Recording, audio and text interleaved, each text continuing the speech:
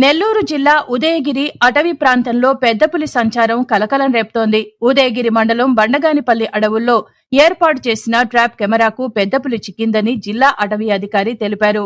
ఇటీవల గ్రామ మార్గాలకు దగ్గరగా పులి కదలికలు కనిపించడంతో గ్రామస్తుల్లో భయాందోళనలు నెలకొన్నాయి.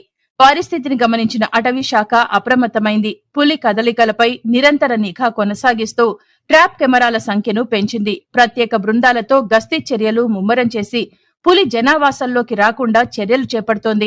అటవీ అధికారులు గ్రామస్తులకు హెచ్చరికలు జారీ చేశారు. రాత్రి వేళ అడవి ప్రాంతాలకు వెళ్లొద్దని, ఒంటరిగా ప్రయాణాలు చేయొద్దని సూచించారు. పశువులను అడవిలో మేపొద్దని, అనుమానాస్పద కదలికలు కనిపిస్తే వెంటనే అటవీ సిబ్బందికి సమాచారం ఇవ్వాలని కోరారు. అటవీ శాఖ పర్యవేక్షణ కొనసాగుతుందని అధికారులు తెలిపారు. వడ్డిపాలెం గ్రామ ప్రజలకి ఉదయగిరి ఫారెస్ట్ వారు తెలియజేయనిది ఏమనగా, మనకి ఉదయగిరి నుంచి బండగానిపల్లి ఘాట్ రోడ్ లో పెద్ద పులి తిరుగుతుందని ఒక సమాచారం ఉంది. ఉదయగిరి అటవీ శాఖ వారు పరిశీలించగా ఆ పులి యొక్క అడుగు జాడలు కొన్ని కనిపించి ఉన్నాయి. కావున మీకు ముఖ్యంగా తెలియజేయనిది ఏమనగా, రాత్రి కొందరు ఆటోలో ఆడవారు ఎవరో వస్తూ ఉంటే వాళ్ళు కూడా మేము చూసామని చెప్పారు. అందుకని మనం ఆ ఘాట్ రోడ్లో ప్రయాణించేటప్పుడు ఎవరు ఒంటరిగా ప్రయాణించవద్దు.